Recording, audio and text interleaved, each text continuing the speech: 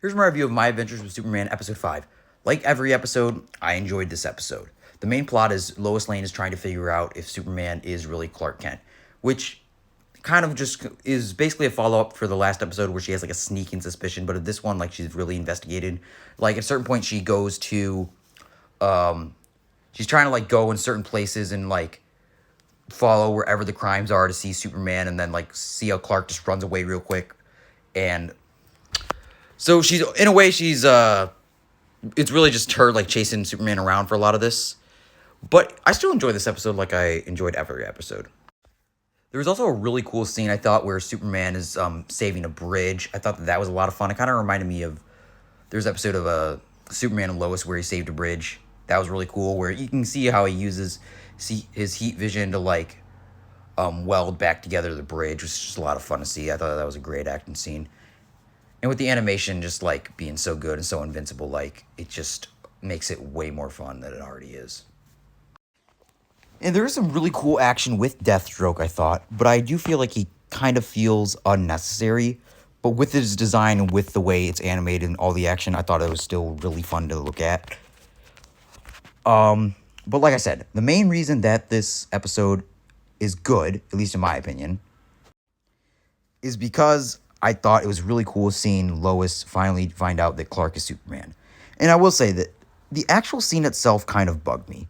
Because what basically happened is she lured Clark to a top of a building somehow after, like, she was originally there with Superman, and then Superman abandoned her because it wasn't safe for her because he was fighting something else.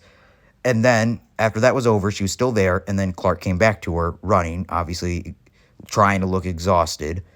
And she obviously already has the sneaking suspicion, is basically guaranteed that he's Superman, and so she just jumps off the building and forces Clark to save her. Which is one of those things, when I was watching it, I'm like, that's really stupid, though, because even if she was basically guaranteed, not only is it still, I don't know if that would be worth the risk, but I do think that's just kind of a really rude thing for Lois to do. I wouldn't say, like, she's, like, that made her, like, extremely unlikable, but it was one of those things where it's like, come on, you didn't have to do that. That was pretty stupid, and it just kind of bothered me personally, but like I said, I still enjoyed the episode overall, like I've been enjoying this whole show. And I'm very curious on where it's going to go in the next episode, because at the end, Jimmy Olsen runs into the Gorilla Grodd in the forest, and, like, there's not really any context behind that. So I am quite curious on where it's going to go in the next episode.